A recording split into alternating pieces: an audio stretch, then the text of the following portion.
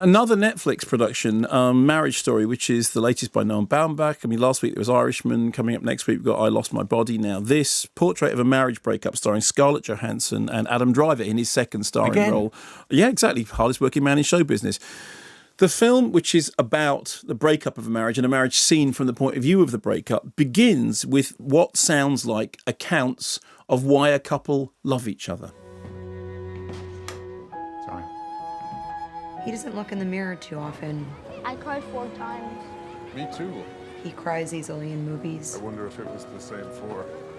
He's very self-sufficient. He can darn a sock and cook himself dinner and iron a shirt. How are we doing over here?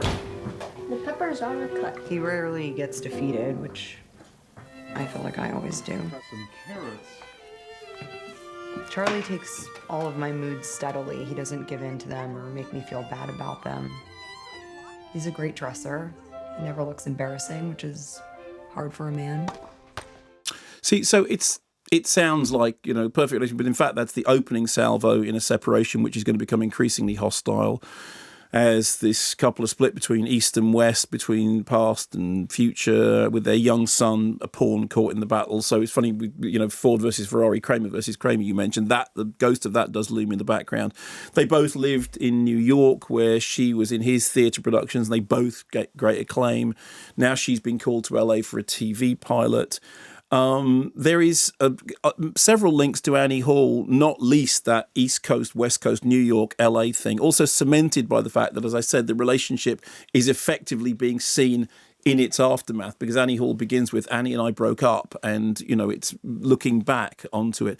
The things that make this work are, firstly, it's brilliantly played by the two leads. Adam Driver and Scarlett Johansson are just terrific. You believe completely in the characters with all their foibles, all their flaws, all the things about them that are lovable and infuriating, never reduced to the level of caricature, and lengthy takes in certain scenes in which we see pure acting, and I think they are both really, really at the top of their game. It's often very funny, not least with some killer support from Laura Dern as a divorce lawyer who is sharp-suited and sharp in every sense of the word, and who manages to deliver the deadpan punchline to a story about Tom Petty's royalties with the straightest of straight faces. Ray Liotta as the kind of the sharky lawyer on the other side, who thinks that the best possible thing is that you will land up in a place somewhere between reasonable and crazy. It's also a very genre fluid picture. On the one hand, there's a courtroom thing and a legal drama. On the other hand, it's an emotional drama. It's also a screwball comedy. There's a whole riff about the serving of divorce papers, which is almost slapstick. And on a couple of moments, it breaks into being a musical. It actually breaks into song. There are, songs within show tune songs from within the drama.